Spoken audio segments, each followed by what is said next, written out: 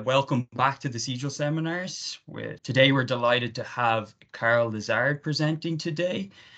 Carl completed 15 years of university to undertake the following programs. He had a Bachelor of Science in Biochemistry at the University of Sherbrooke, a Genetic Engineering Certificate, a Master's of Science, and a PhD in Science at the University of Laval, and a postdoctoral fellowship at Jackson Laboratory in Maine in the US. In 2006, he joined Agriculture and Agri-Food Canada as a scientist to start a new program called Animal Genetic Resources of Canada in Saskatoon. His lab facilities were located at the Western College of Veterinary Medicine for 16 years, where he taught reproductive biology to first-year veterinary students. His main research activities were to optimize germplasm preservation from bison, bovine, pigs, and chicken. Dr. Lessard was named curator of the Animal Genetics Resource of Canada in May 2014, and he has led his team to capture over 500,000 doses of germplasm and gonadal tissue from a variety of Canadian livestock, including bovine, swine, goat, sheep, bison, elk, deer, poultry, and horse species. Carl Lessard is now the National Coordinator of Animal Genetic Resources for the Commission on Genetic Resources for Food and Agriculture. And with that, Carl, I'll pass it over to you to begin. Thanks. Thank you, guys. And for the students that listen to me, you don't need to do 16 years of university before finding a good job. So I hope that you will find your job rapidly after you're done with your studies. Okay, today I'm here to introduce you the program that I led for 16 years at Saskatoon for Agriculture and Agri-Food Canada. And this program is called now Animal Genetic Resources of Canada. So basically, why this program has been created or is there? It's because in 2007, we've got a kind of Interlaken declaration when you got 109 countries that got together and recognized that we need to protect the genetic diversity of our animal resources, our other resources, not only animal, but other resources as well. But specifically for this declaration was the animal. And Canada signed this Interlaken Declaration in 2007, but we ask what's going on. This is a representation of the status of the local breed worldwide. As you can see, you have in red, just pay attention in red and yellow, you will see that you do have many breeds that are currently are in danger or critical.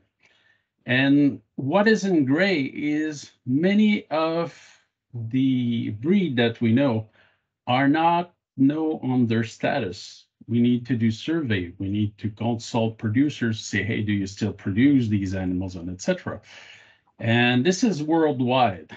Canada is well organized to know how many animals they can produce for some species, but other countries, they're not that well organized, which increase this numbers or increase this grayscale right now that's so huge.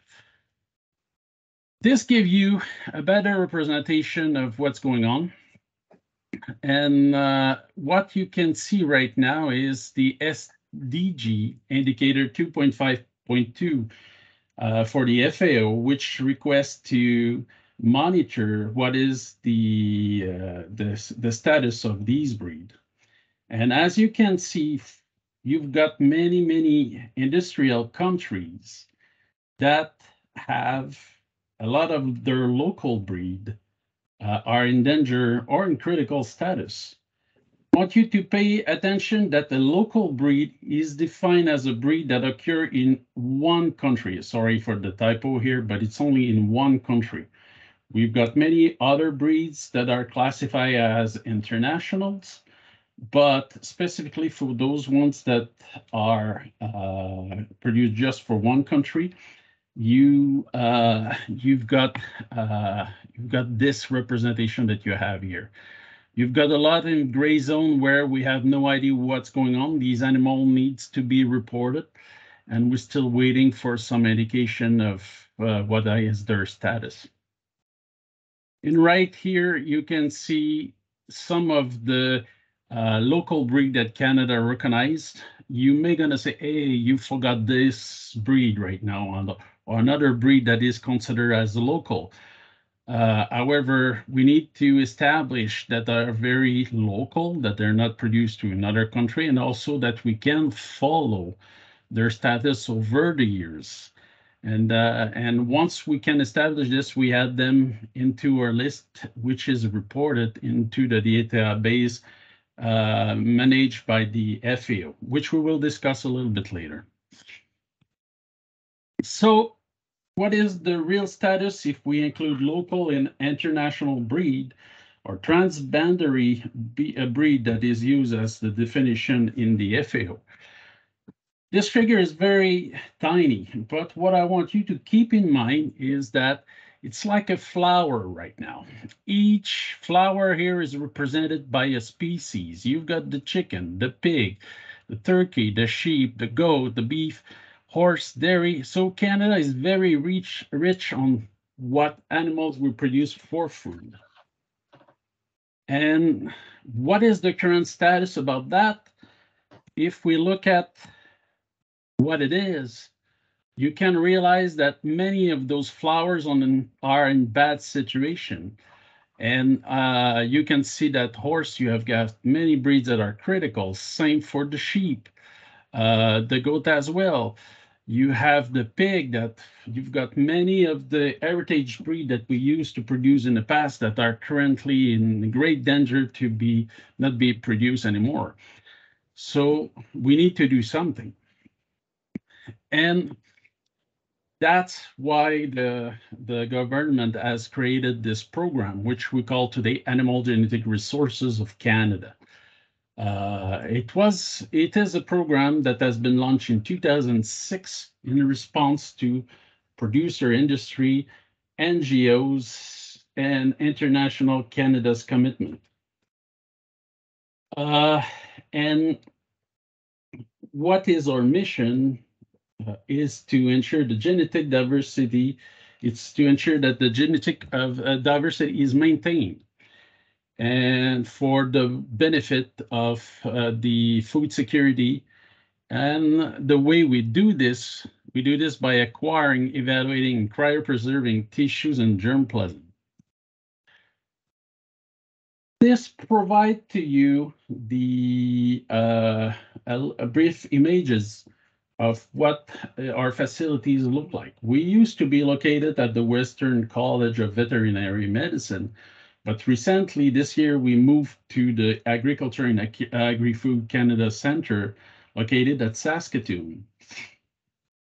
And the way we have at this the facility is as this bank right now, where we have a lot of different storage of cryo tanks. This is an old picture. We have added recently 2 of those bigs, one to cover more bovine doses that we received over the last years. So I want you to pay attention to this floor plan. It's an old floor plans, but that's going to provide you an idea the way we store them. We try to store the samples that we receive based on species. So we're not going to mix species together.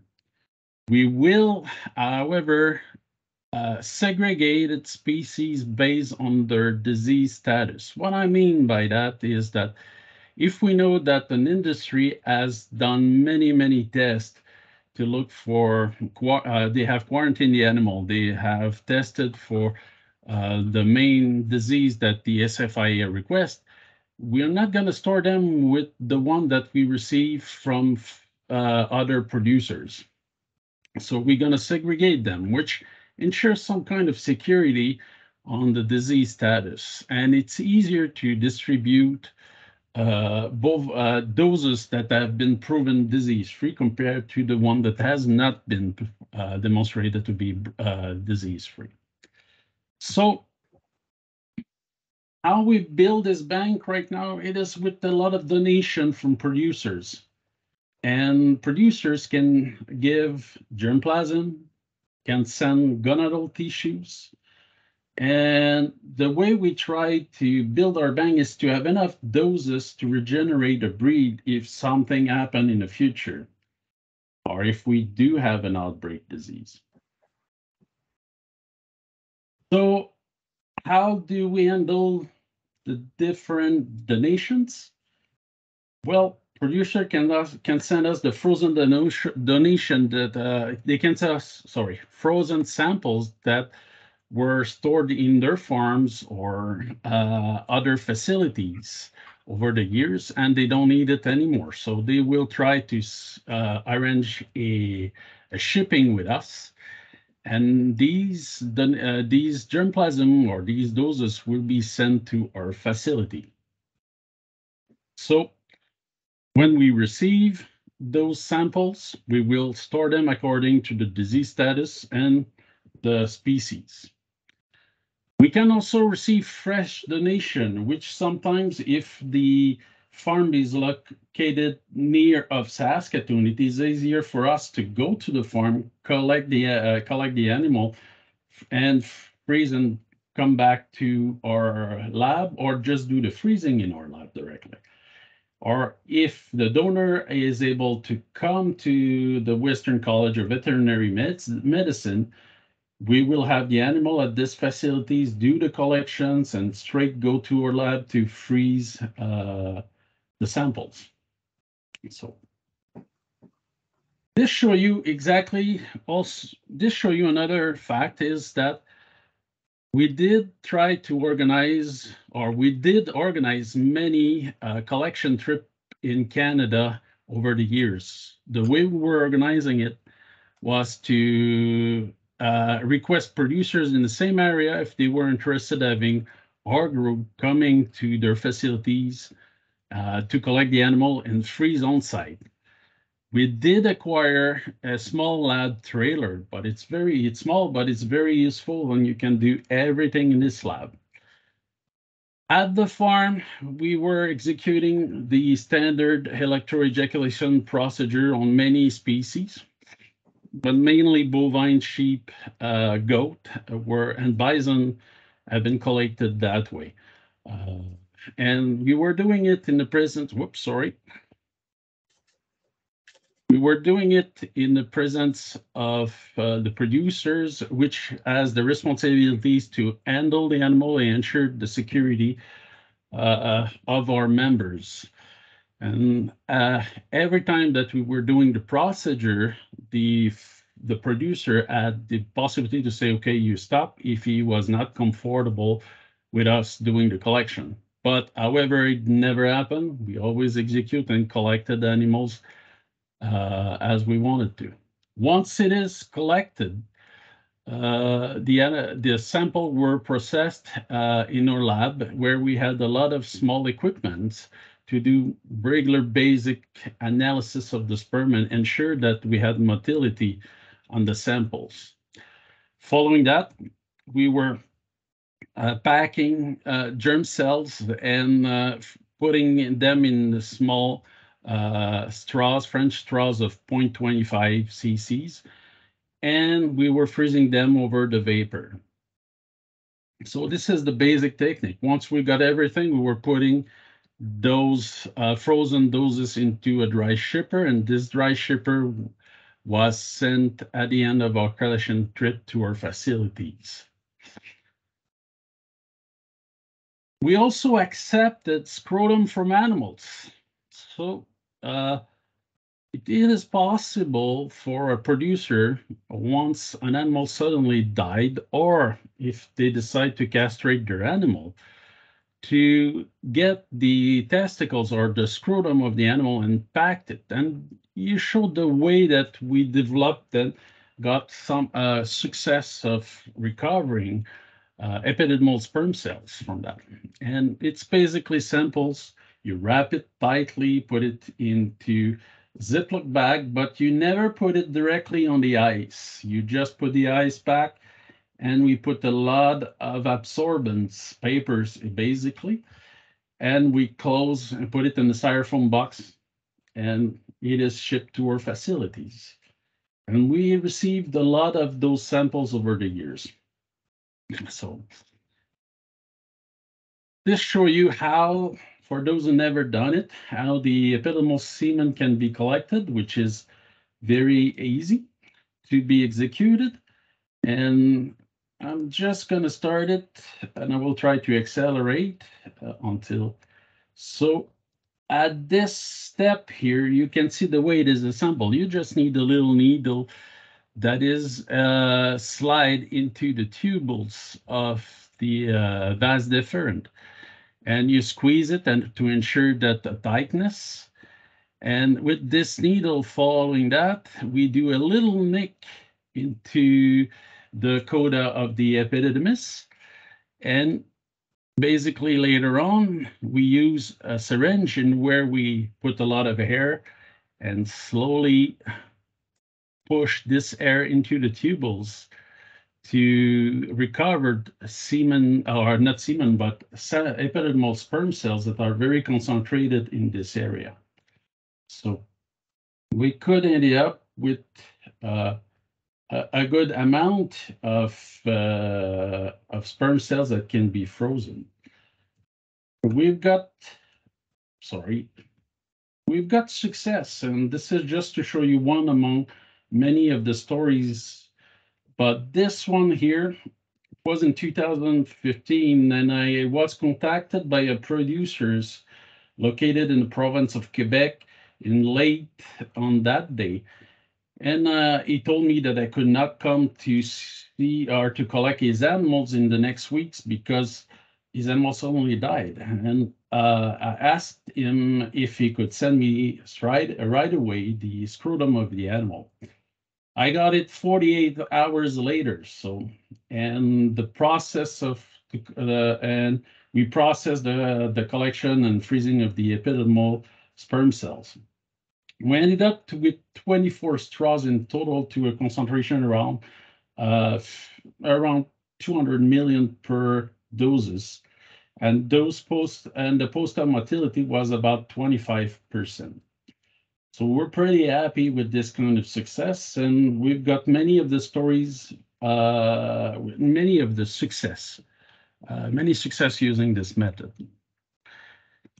So today, where we are, how many doses we collected over the years, you can see here that since 2006, we have recovered at least just over 500,000 doses of germplasm. And from these different species, bison, bovine, chicken, deer, elk, goat, horse, pig, quail, and sheep. But the majority of these samples are from bovine. And as you know, the industry is so well organized with freezing semen, it's easy to collect or to receive samples from the species. This is just a zoom this data that help you to really visualize the percentage of doses that are stored currently in the National Bank located at Saskatoon. And let's give you a good idea that we have pig, that is our second species most stored in this in our bank right now.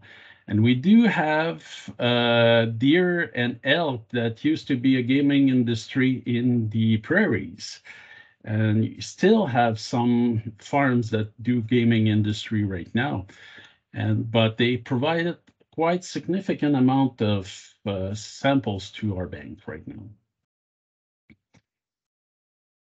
If we convert this percentage in doses, you can really see the distribution of these doses, at least for the bovine species. And you can see we recovered many doses from different breeds. And the majority of those doses are from the Holstein, the Angus, the Simmental bulls, and the Hereford, and as well Charolais. which are the major species produced in Canada at this moment. But we still have others that are have a minor production or really rare on this one. This figure gives you an idea of how many doses we can receive per year. And this gives you a distribution since 2006 to today in 2022. Just keep in mind that the year is not done, so this point will increase certainly by the end of the year. And we have an average of about 30,000 doses per year from different industry partners, a lot of from producers, or from our activities going directly to the field and reaching species that are hard to receive frozen samples. So the big peaks sometimes are due to our big dairy industry partner that sent us on that year many doses from what they store right now at their industry. This graph shows you an example in 1 year of collection, what kind of distribution of the samples we can receive. We have bovine on 2016. This is a representation of 2016. And we have here a proportion of, on that year, that 77% of the doses that we captured that year were from bovine. But we had sheep, horse, deer, elk, goat, pig. But we went also to collect on farm, and we were able to collect at least 60 animals on that year. And we produced around 821 doses. This is just half of what we produce because we have an agreement with the producer that the other half will stay with the producer for his own breeding management. So meanings that in total, we were able to produce at least 1,600 doses samples on that year. And we visit different provinces. We visited different provinces in that year. We had Alberta, Ontario, British Columbia, Quebec. So really, we had a chance to meet producers, to meet the way they do their productions. And strangely enough, you've got a lot of variation from not one province to another, but from one zone to another one. And it's very instructive to discuss with them, to see the way they manage their animals. We also had the chance to capture a lot of rare breeds. We have white part, Lynch lineback. We'll discuss it a little bit later. But you've got other like Lamentia, Toggenburg, Bucks, Lacombe, and some Rideau Harcourt, Shropshire, Tunis. So we're lucky enough to see those beautiful animals located at different places in Canada, or produced in different places in Canada. This graph here show you the distribution or the location of the different donor since 2006. And you can see it coming from different areas in Canada. You've got the main ones are coming really from Ontario and Quebec, but we do have a good representation in the prairies. We do have some from Nova Scotia. And we're pretty happy that our messages is continuing to spread among producers. And we try to ensure that what we do will protect the genetic diversity of their production. So you heard that I'm doing a lot of good stories. I heard a lot of good stories from producers or what they do, what they used to produce, and what they are producing in their areas. And one year I came across to a producer who told me, oh, you should contact that guy. He's producing a really interesting breed of lineback. And I really was interested to hear about that because lineback were present in the early years of Canada, but it never really exploded in the productions. So I heard more about the stories about these animals, and I heard that one producer in the time in the early 1900 decided to keep producing the lineback that his family captured over the year, and he really produced a closed herd and never introduced new genetics. From what I heard from him, or at least from his son that was keeping the production of the animals. And I had a chance to go and visit the farm in question and discuss with the producer at the time. And they were very interesting animal. They trained him to come back to his voice, so he was just calling them, and all the cow were coming back from far away from the land, and they were responding, and that was pretty amazing the way that the guy was able to produce these animals or manage these animals. Unfortunately, now he couldn't keep going with the production and didn't have any interest about his son or daughter to keep going with this. And he dispersed the animals among other farmers, and they decided to regroup themselves and keep the productions of this lineback line that we call the Lynch lineback. And we started to capture a lot of semen from the different animals that are currently produced. And we did a preliminary analysis of what we did capture. And you see the cluster of the lineback. We used the microsatellite markers to do this genetic analysis. And we had a lot of different samples, some from rare breeds, some from major breed, the Charolais, the Hereford, the Angus, the Holstein.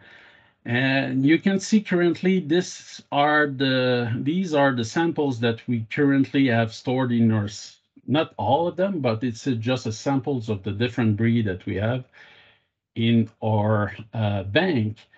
And this line, they're really clustered to a different area. They're really not in the same group than the regular breed that we produce right now in Canada. This is a dual purpose animal, so you can use it for dairy or beef. But mainly people right now use it for dairy productions in the farmers that I visited right now. So we also gonna do in our group some genetic analysis of what we capture in the other breed, not only from rare breeds or others, but we're gonna look at what's going on with the major one. Are they keep going clustering all together, or you can see some differences among what we captured. And you see here some clustering of samples obtained from doses stored in our bank of the Charolais and the Hereford. And we were just interested to see if the Hereford, the Pole Hereford and the Horn Hereford were started to segregate it over the time, because producers have a tendency to really keep them separate in their breeding, at least on those that we discuss with. And interesting enough, you do have some pseudo segregation that's going on right now when we look at the samples that we capture in our bank. We tried also to develop new techniques to preserve the genetic diversity of other species that are hard to preserve. That's the case with the poultry. As you know, guys, that's the female that is heterogametic, sorry. And it is pretty hard to freeze an egg. So my colleague at the time, Dr. Fred Silverside, proposed this strategy to really take the young chick and take their gonads and vitrify them. And the technique is pretty simple. And here you will see a video of what it is to freeze gonad of a young chick. They're very tiny. This is testicles right now. And you put them clearly in liquid nitrogen straight after putting the tissue in different solution containing cryoprotectant. And that's give you an examples. We mount them on needles, and those needles were after that transferred into a tubes that we used to store the samples into our liquid nitrogen bank. So once we have done the freezing of it, my colleague proposed at the time to just warm the tissue that we have frozen rapidly and to transfer it into a recipient that where the gonads were removed mechanically. And with the surgical instruments, he was able to transfer the gonad and get to the get a live recipient after the surgery, and this recipient keep growing and was able to grow ovary or testicles that were transferred into it. And he reported a lot of good successes. However, other labs tried to do these techniques, and we couldn't achieve, or they couldn't achieve, even our group could not achieve the success that was reported.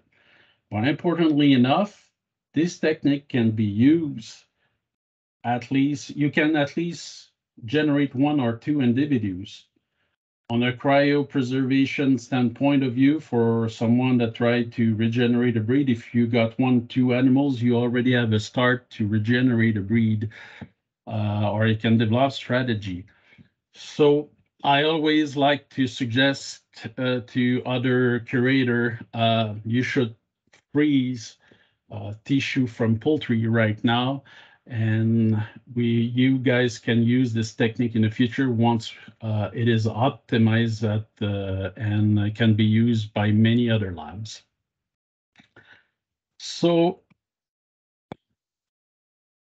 now I have talked to you about what we've done, but now I'm the National Coordinator of Animal Genetic Resources of Canada. And what it is, this title is basically to report what is the status of the Canadian breed used for food in Canada to the FAO. And the FAO has a nice domestic animal diversity information system database. That's give you a brief, give me 2 seconds here. Let's give you the web page of this database. And 2 seconds, sorry, I was not well prepared for that. But what we're gonna do here is just take a little tour of this database, which I think students should be aware of it, even the PI or their supervisor, because it's really a nice tool. So what it is I'm not the only coordinator of national resources. You've got other coordinator of national resources in other countries. And what we do is, once we are able to report numbers of animals that we are currently produce, we put those numbers into the into the database. And this database is able to give you a really good focus of a really good summary of what's going on in the world right now with different breeds. I introduced to you earlier the diversity of a breed of the different breeds in the world. But what is interesting is that if you want to look to a specific area, you could specifically say, all right, let's look at what's going on into Australia. Let's look at what they are producing over there. And you could specifically mention all if you want, and select the country that you want, and go to Australia.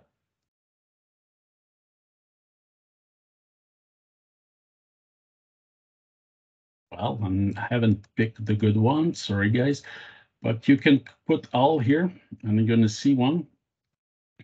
And you could see the distribution of the breeds, or what is the status of the local breed. But you have other data that it's possible to have access of. And if you want to know what's going on with the Transboundary breed summary, and those are international breed. Let's look at the cattle, and let's look at the Aberdeen Angus. That's going to give you a summary here of what's going on, that at least 66 country report having Angus production, and you've got access to their data in Argentina. What is the status of that breed? And that give you the risk level of the Angus breed. And it's really give you a good overview of what's going on with this breed, with the production over the world. So that these data are really easy to get. And importantly enough, you could, if you want, to extract those data and data export, breed exactly. And they can give you an extraction, and you can have those numbers to do more analysis. So it's really a nice tool to evaluate the status of a breed, or to help you in your research. And that help also us to know what's going on and take actions when time is required, or time is required to save the breed in question. So yeah, so that's give you some indication. Here is just another data that I was able to extract. So that's give you the breed diversity in the world. And you can see here is a lot of the breeds are produced only in one countries. And you just have a minor proportion of the breed that are produced for food that are really managed in different countries, and or that are considered to be international. And that's very interesting data to observe, or to at least to analyze. I also go to what we call the Commission on Genetic Resources for Food and Agriculture. And what we do there is we discuss the different topics for the different species: animal, aquatic, forest, plants, biodiversity in general.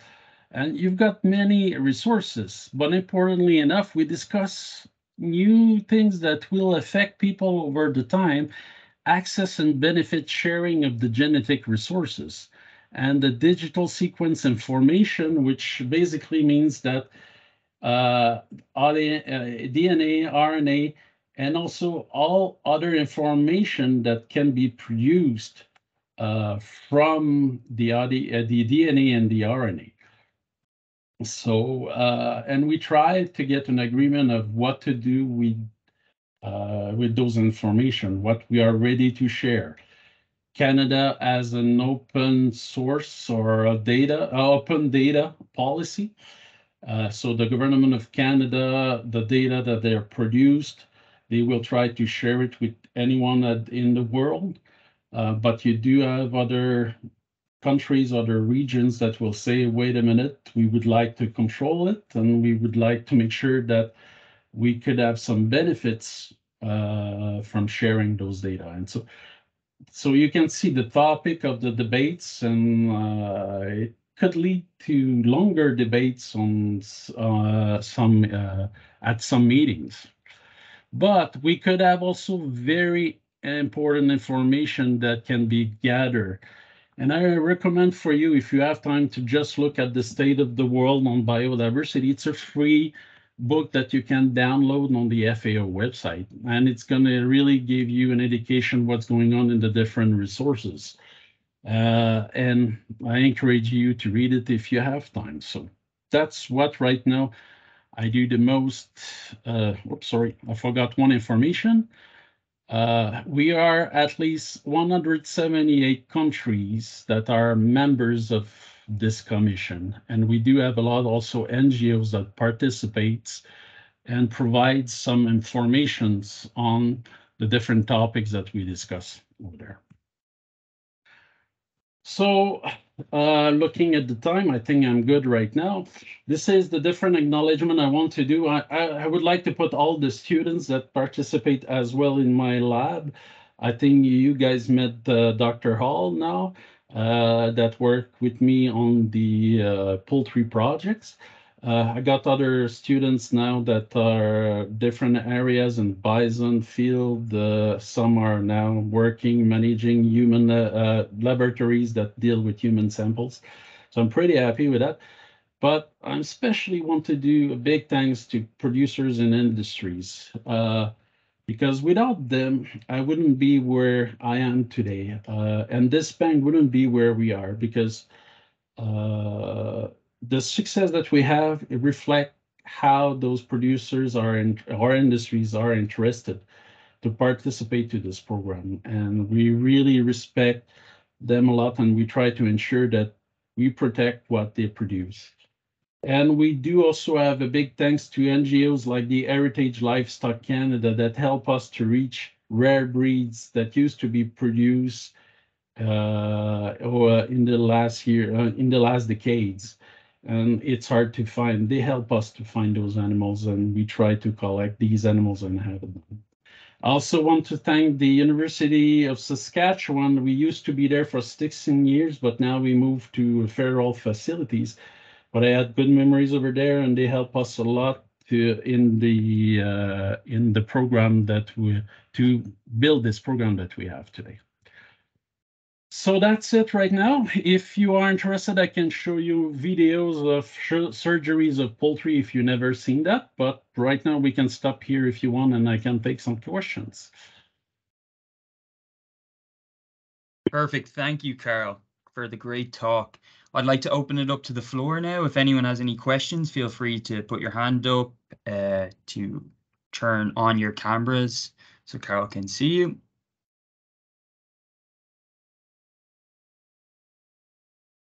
By the way, it does not exist. You have this philosophy, does not exist a stupid question. Just ask, and the answer may be funny from me, but the question are never stupid. So please ask. That's the main important things. Perfect. I see a hand from Louise. If you want to turn your camera on, Louise, and your mic. Hello, Carl. Hello, Louise. Hello.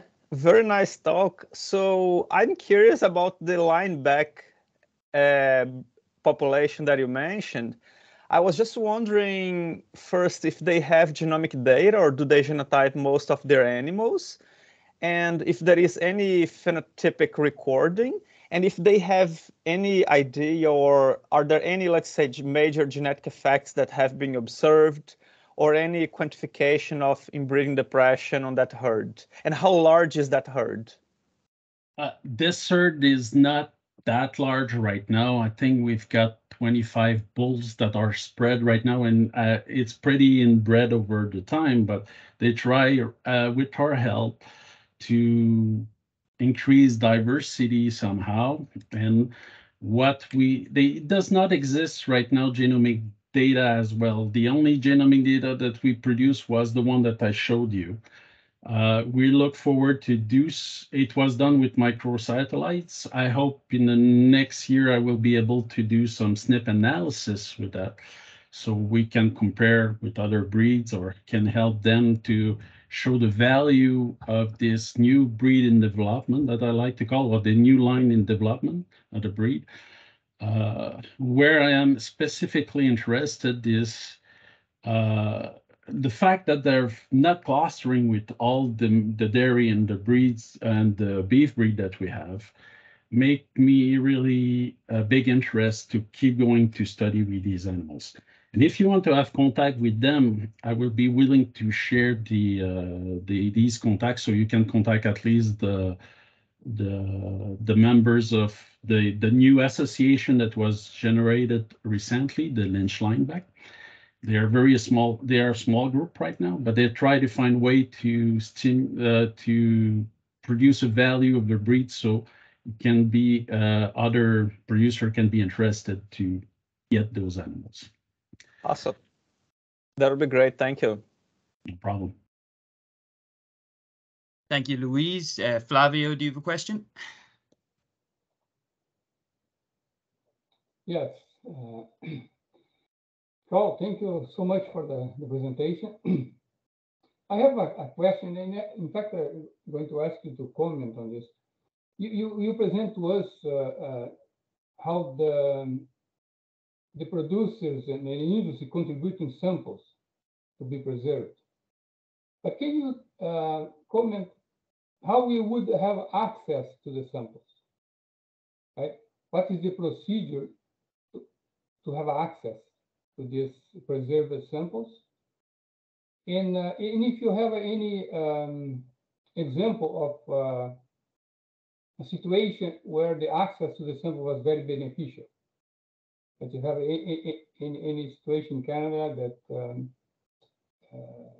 was important to go back to the samples, maybe to recover a diversity in population or any kind of disease that reduce the diversity. Can you comment on that? Oh, you've muted yourself, Carl.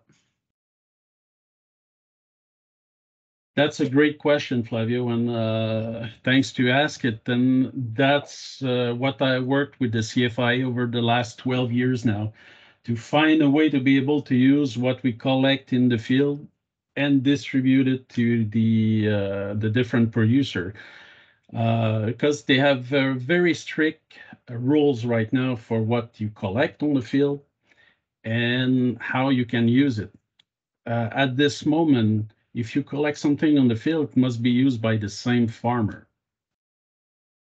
So we want to work, we worked with the CFIA to allow us to take the samples from minor breeds, rare breeds, to be able to rejuvenate animals. And just this year, in 2022, a protocol was established to allow us to do this. So we hope that in the next year now, we're going to be able to show you more success stories about that. So if someone wants to have access to our doses, we are more than willing to distribute them if the CFIA give us the green light right now. And they will give us green light with this new protocol that we have established. But we did, in the past, release some samples that were disease-free. And it was particularly the case for the shaver beef blend, which you find only one producer in Canada, but it used to be a blend, a line developed by Dr. Shaver, which I think you know, Flavio. Yeah. And now you can find only one producer in Canada, and he didn't have some some samples that used to that were originally produced by Dr. Shaver, and we were able to share those doses with him so he could improve his diversity among the breed. Scientists can have access to this database as long as they use it for evaluation of genetic diversity or research on genetic diversity. That's what we help the scientists with. But if they have other projects, they just have to submit it, and they will be evaluated by a committee and they release it. Usually it's a straightforward procedure. It's not too much hurdles for people to apply. So that's where we are right now, and we hope to be able to present a really nice success story like United States have been able to produce. One of the example of the United States, they were able to find a Y chromosome that was not present anymore in the dairy industry. and they are starting slowly right now to reintroduce this chromosome into a new herd, so they can implement a new diversity into the dairy industry, for the dairy industry. But that's where we are. I wish we can do more, but as you have seen, the team is small. We're just 3, and we hope to improve in the future, but we'll see how it's going to go. So do I answer your question correctly, Flavio? Yes, perfect. And I congratulate you and your team for all this work. It's a lot of work and important work. I was just curious to see if there was, I don't know, how easy it was to access the samples, how it worked, and you answered completely. Thank you so much. It is not a problem, and thank you very much for these good comments. And I'm not anymore the curator. I'm just moved to a new position because I'm just back to a medical leave, and we're just dealing with some new things. But if you ever need samples, Flavio, please contact me, and I will forward you to the new persons that are responsible of distributing the doses. Thank you so much. Thanks, Flavio. Harley, I see your camera's on. I was just wondering if you had a question. Yes, I really enjoyed that presentation, and I just had a question. I think you said at the outset your program began in 2006, and you have quite a large inventory of, I'm guessing a lot of it is semen, probably some embryos. I heard you mention gonads. Do you have frozen stem cells by any chance, which I think can play a role in modern day genetics? That's a great question. We mainly focus right now on the tissues, the gonadal tissues, and some the embryos and the sperm. Sperm are easy to collect, so you will understand that represent a big majority. My lab at the time did develop procedure to produce embryos, and we were able to produce some embryos that are now stored in vitro as embryos. But stem cell, that's the directions which I hope the group will go now, especially because with new techniques that are being developed, especially I think it was the Nature of this month where they produce embryos based on the embryonic stem cell that went to day 8. Not embryonic stem cell, but with induced stem cells, and that's very interesting. So, and I think it's the future, like you mentioned, Marley, and that will be the good direction. But if we have gonadal tissues, we may be able to get some stem cell from there and manage it. The gonadal tissue mainly that we got, a majority of the gonadal tissues are from poultry, because we really focus right now with the technique that I presented to you. And I strongly believe I will publish in the next month a new study that we completed, in which we got finally one positive results where we were able to generate an animal based on tissues and based on gonadal tissues that were transferred in the animal. And I think it's another way for the poultry to go. Stem cells is limited for this species because it's hard to collect a lot of stem cells in the poultry bird. But I hope that that new technique will be there. So, and I think you are aware that the San Diego Zoo just preserved somatic cells, and they are able to get successes with using those somatic cells by generating new clone animals. So maybe it's another way to use in the future. So. Thank you. Thank you. Thank you, Harley. We have time for one more question, probably, if anyone else in the audience would like to ask one. Not seeing any. I might ask one quick question as well, Carl. when you look at kind of like a species with like Holstein or something, one of these that's not rare, where there's ample amount of samples out there that you could collect, how do you determine when you have enough actual collection of genetic diversity for a specific species? Like, when do you kind of set that cutoff threshold? Right now, we try to follow just genetic diversity studies that we do, where we look at the microsatellites and we look at the alleles present there, and we try to achieve enough to get enough alleles of the different, different allele for a marker. We try to achieve a good level for those ones. However, it's not the best way.